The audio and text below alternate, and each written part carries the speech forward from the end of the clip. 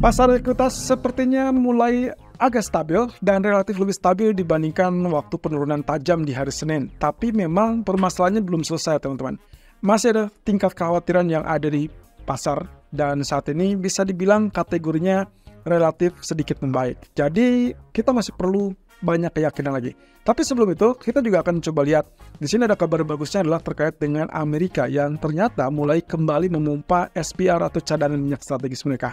Seperti apa kira-kira berikut pergerakan yang akan terjadi dan juga bagaimana selanjutnya yang masih dinantikan oleh para pelaku pasar. Berikut ulasannya. Oke, yang ternyata pertama kali yang kita harus lihat di sini adalah apresiasi kepada apa yang dilakukan oleh BOJ, Bank of Japan. Yang ternyata kalau teman-teman perhatikan, Nikkei di pagi hari sempat bergerak sekitar 2000 poin, teman-teman. Dan itu adalah fantastis. Karena range pergerakan tersebut biasanya baru terjadi dalam satu minggu, tapi itu terjadi dalam satu pekan atau ini adalah satu sesi ya. Di pagi hari sesi Asia pembukaan langsung dia melejit dengan 2000 poin. Dan sementara itu penurunan yang waktu hari Senin pun juga cukup tajam. Jadi kalau kita perhatikan ini ada pemulihan sekitar 30-40% yang terjadi di hari ini, tapi mungkin belum sepenuhnya menutupi kerugian ataupun penurunan yang cukup tajam yang terjadi di hari Senin kemarin. Jadi bisa dibilang masih tahapannya belum terlalu meyakinkan, tapi kita lihat upaya dari BOJ menenangkan market dengan salah satunya statement dari Uchida yang mengatakan bahwa kemungkinan bank sentral atau BOJ dalam hal ini tidak akan melakukan kenaikan suku lagi kalau memang ternyata melihat situasinya pasar yang tidak stabil.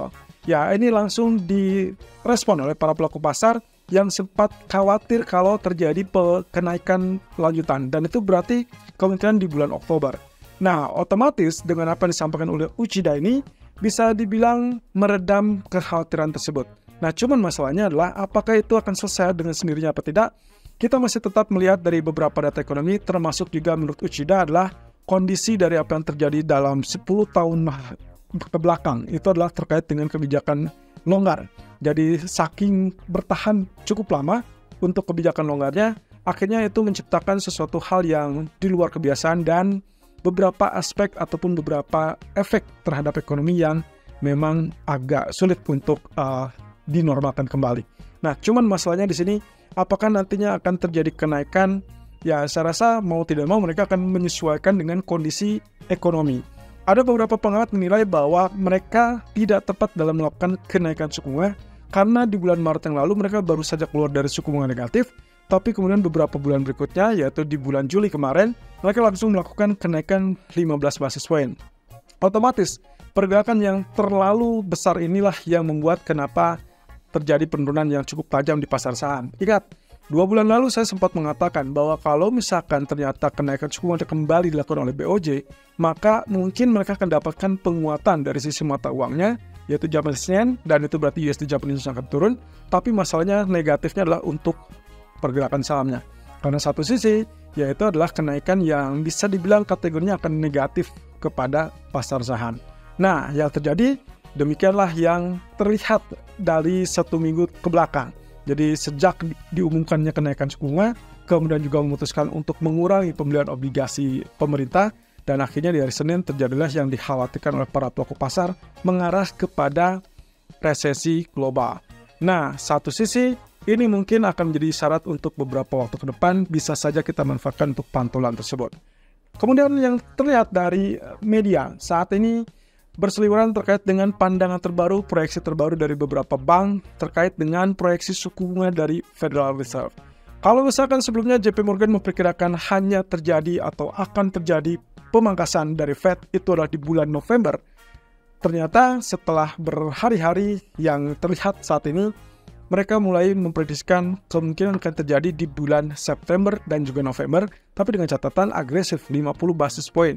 Masing-masing 50 itu September dan November. Lalu kemudian juga mereka memperkirakan akan terjadi pemangkasan darurat senilai 25 basis point, dan itu kemungkinan bisa terjadi sebelum 18 September. Nah, ini artinya total sekitar 125 basis point untuk tahun ini, teman-teman.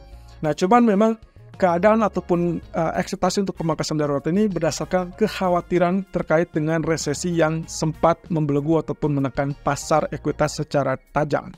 Kemudian, dari Goldman Sachs sendiri, mereka mempertahankan opsi hanya 25 basis point. Hanya saja bedanya, kalau semula mereka memperkirakan hanya 2 kali pemangkasan, yaitu di bulan September dan juga Desember, ternyata kali ini mereka memperkirakan di sisa 3 pertemuan 2024, itu akan dilakukan 25 basis point masing-masing sampai akhir tahun. Kemudian juga dari Citigroup, mereka awalnya cuma memperkirakan 25 basis point tersebut akan dilakukan di 3 pertemuan tersisa. Tapi kali ini, yang terbaru mereka memprediksikan 2 kali agresif, yaitu 2 kali 50 basis point, September dan juga November. Kemudian dilanjutkan dengan 25 basis point di bulan Desember, dan juga ada kelanjutan lagi 25 basis point di masing-masing pertemuan sampai pertengahan tahun depan.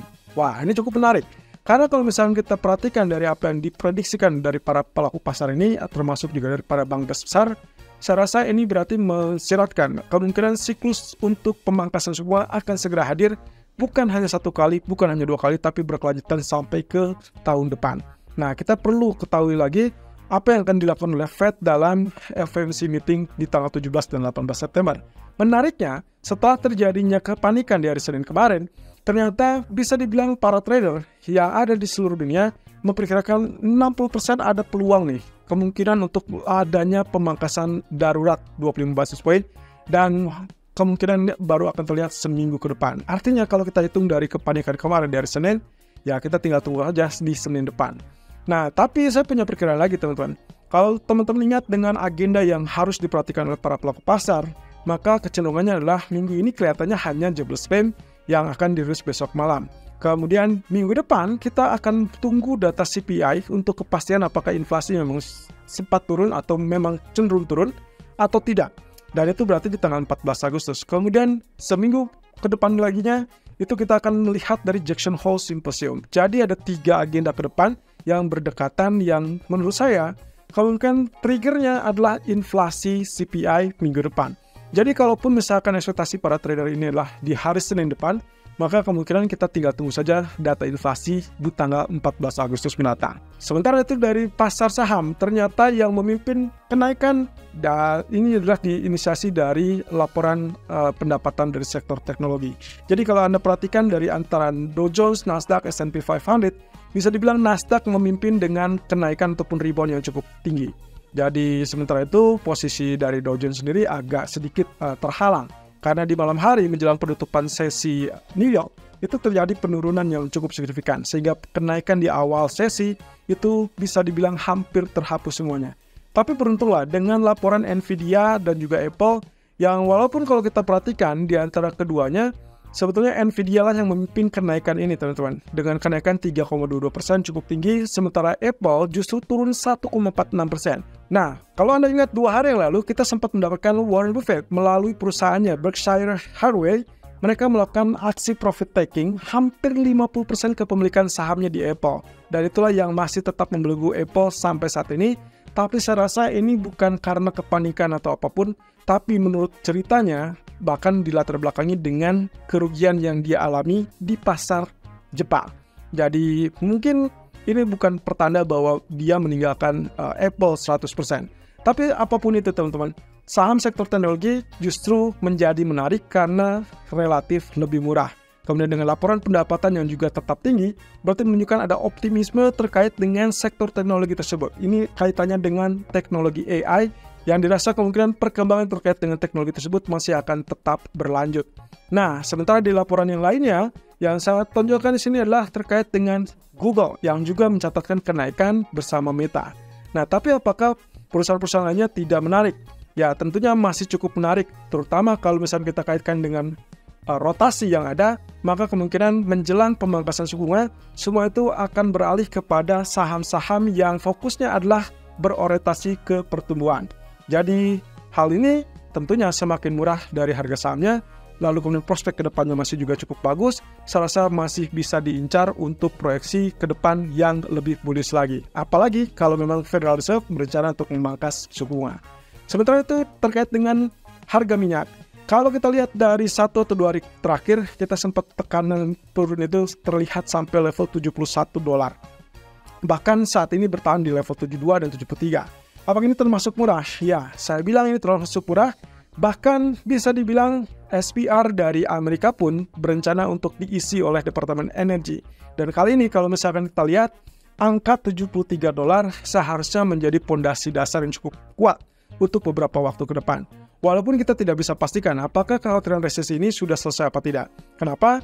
Karena yang terjadi dalam 1 minggu terakhir yang menyebabkan tekanan berlebih kepada pasar minyak, salah satunya adalah kekhawatiran resesi tersebut. Resesi tentunya akan mengakibatkan lemahnya permintaan secara global, sehingga itulah yang menyebabkan harga cenderung tertekan. Nah, otomatis di sini posisi dari Departemen Energi memiliki kepentingan juga untuk mengisi kembali SPR yang sebetulnya mereka sempat kosongkan di tahun 2022. Kalau teman-teman ingat flashback di 2022, waktu itu mereka mencoba untuk menekan harga minyak supaya tidak berlebih, tidak terbang, tidak tembus level $100. Dan itulah sebabnya waktu terjadinya kenaikan harga minyak, Departemen Energi Amerika sempat menjual di angka $95. Wow, ini cukup tinggi. Lalu kemudian sekarang turun, dan ternyata mereka sudah sempat mengincar level $79. Jadi dalam artian $73 ini harusnya sudah menjadi pondasi dasar yang cukup bagus.